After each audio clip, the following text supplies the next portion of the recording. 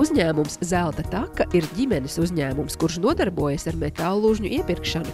Piedāvā melno metāllūžņu iepirkšanu, krāsaino metāllūžņu iepirkšanu, metāllūžņu bezmaksas izvešanu, lietotās sadzīves tehnikas izvešanu un plastmasas iepirkšanu. Otrreizējo izejvielu savākšanai un pārstrādē ir daudzveidīga un sociāla nozīme.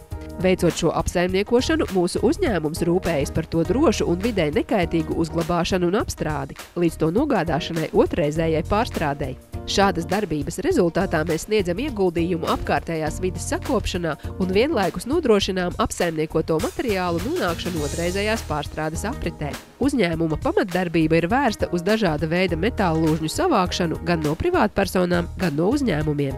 Mēs aicinām katru, gan iedzīvotājus, gan uzņēmumus, būt atbildīgiem par vidi, kurā esam un kurā dzīvojam. Nododot metāllūžņus, nolietotu akumulātoru un sadzīves vai biroja elektroniku un elektrotehniku, kas aizņem lieku vietu uzņēmumā, birojā vai katra mājā, ik viens ne tikai saņems samaksu atbilstoši katra materiāla svaram un noteiktajai likmei, bet arī rūpēsies par apkārtējās vides tīrību un to nodošanu otrreizējai pārstrādei.